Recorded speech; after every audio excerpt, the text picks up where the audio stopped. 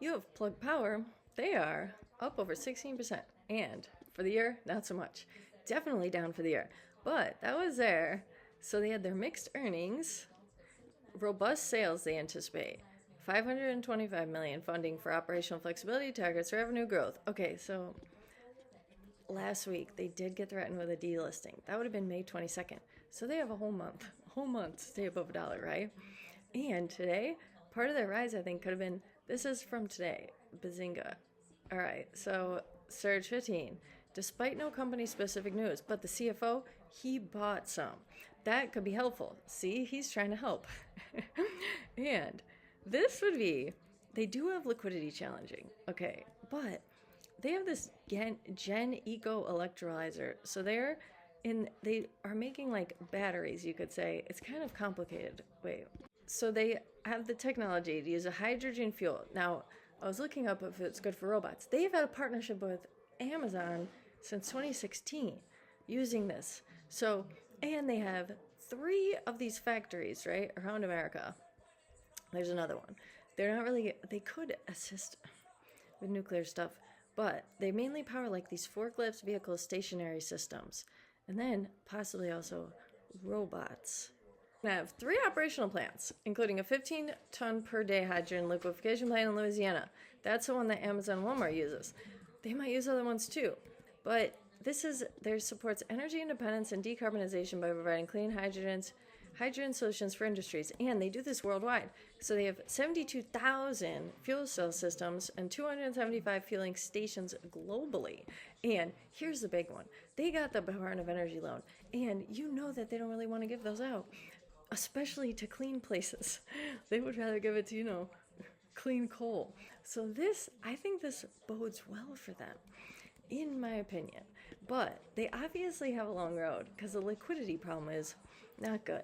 But if they're going to be doing the robots, because robots need a lot of power, and these are different from traditional batteries, this hydrogen power, with the hydrogen powering, because it refuels faster, 1 to 3 minutes, compared to the battery charging and consistent performance without degradation over long shifts. And we know those robots, they're supposed to be working. So no breaks.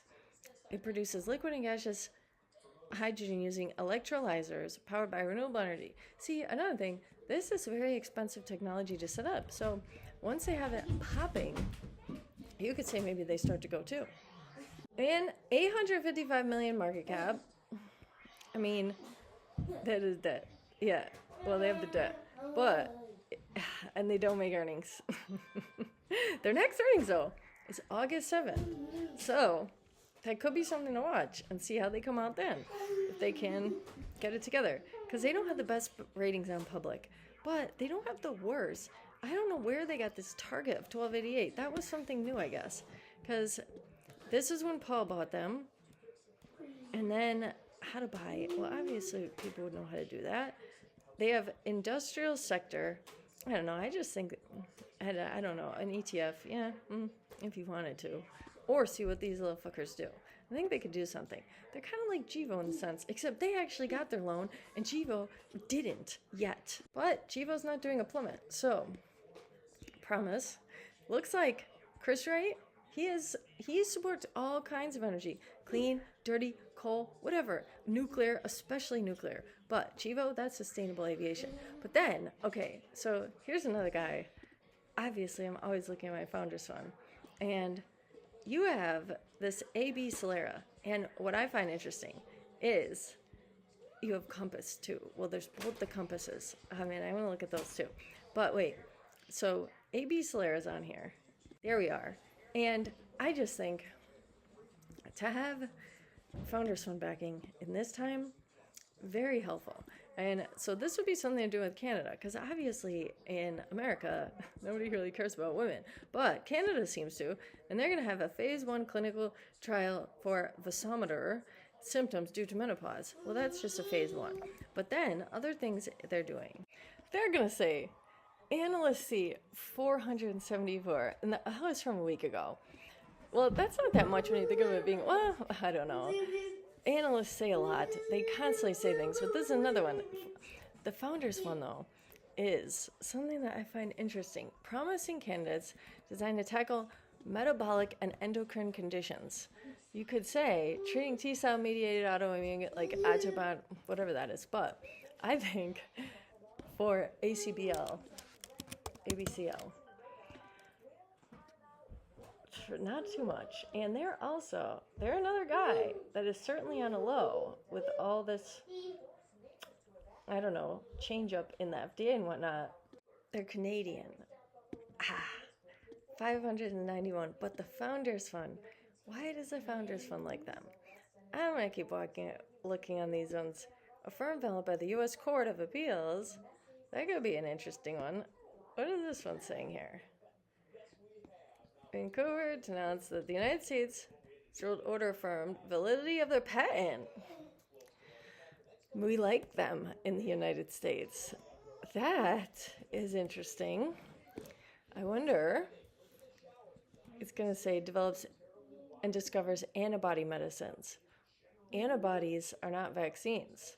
So, across therapeutic areas, cancer, metabolic, endocrine, autoimmune, I think these guys, I hate getting into more biotechs, because the other one I was thinking is back into the psychedelic, because you have compass pathways, okay? And this is another Peter Thiel one. Peter Thiel's in two companies called Compass, which can be confusing, but they're both on there. This one's the United Kingdom. I don't know about, I hate British companies, but they're made earnings, their next one, July 31st. On track with trials, strong finances, strategic collaborations. This was the one that had the crazy rating. H.C. Wainwright had given them a $45 rating as of May, and another one by March. I don't know. It's saying they're showing superior efficacy compared to existing therapies like Spravato, and positive phase 2b results anticipated, favorable dosing.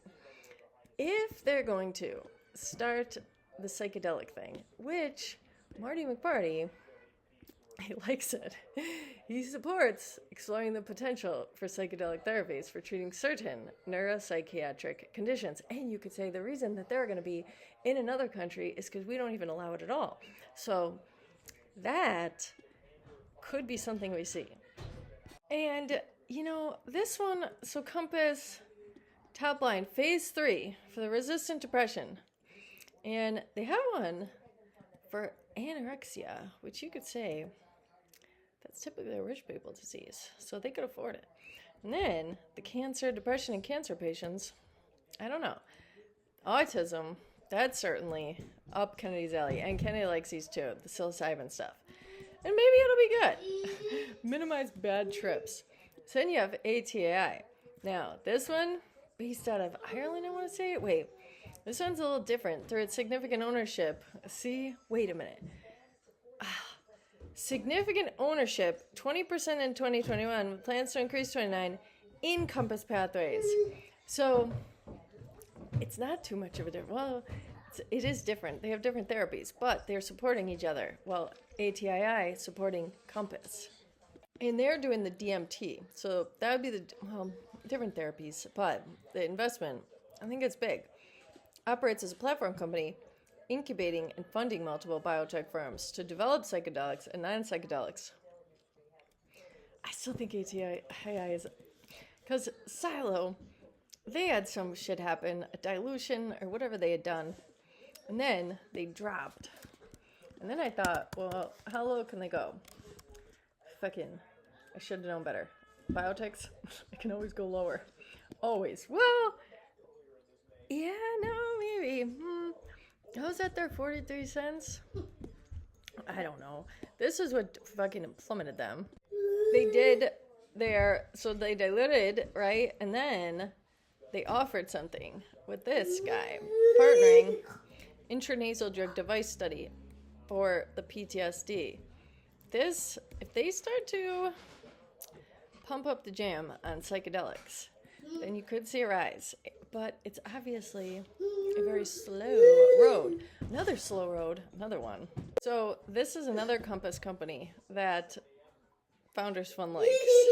And they, I wouldn't say they're on a rise, but when you look at what these guys do, okay, the silent wave, this way, one far ahead. Wait, Compass, obviously, they're going to be phase 3. They're the farthest ahead of ATAI. But remember, if Compass does well, so does ATAI. But anyway, well, not technically, but kind of. There's investment on them. And this would be, I compared Open Door, BLND, and Compass. None of them are in competition with each other because Compass is a technology-driven real estate brokerage providing a platform for real estate agents to manage transactions with tools for marketing, client management, and data analytics. Its Compass Concierge program covers upfront renovation costs to enhance home sales paid at closing. Dude, all these would be bets. No, because if the Compass, so if Powell lowers rates, same with this, if Kennedy and Marty McMarty open some doors for the psilocybin psychedelic therapies, then they go up. But this Compass, they'll probably be, if no one's going to buy the home because of the rates, then these are going to stagnate. And then you have Open Door. Now it's not in competition with Compass because this one purchases homes from sellers using algorithmic prices, making repairs and reselling them, offers speed and convenience, kind of like the Carvana for houses, I guess you could say, with cash offers in as little as 24 hours and closings in 8 to 15 days. See, who the fuck is doing that? I don't know.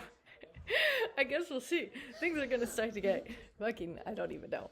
But, so these are not technically in competition, but now they kind of are because Open Door, I was reading that one thing. I have a video on it where I read the guy from Reddit's bull theory on Open, and they are going to start connecting the people with agents if somebody doesn't like it. So kind of, they sort of are accompanying with Compass, but not too much. And obviously there could be 2.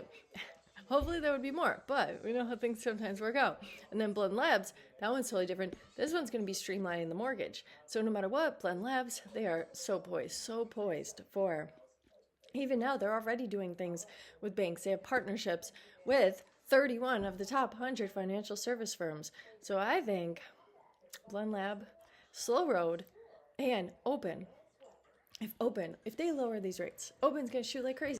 Because they are sitting on inventory from the collapse. Well, not exactly like that, but Open has, I think they have potential. Potential for sure. If you go back into their 5 years, there you go. It wasn't too long of a road, but we'll see.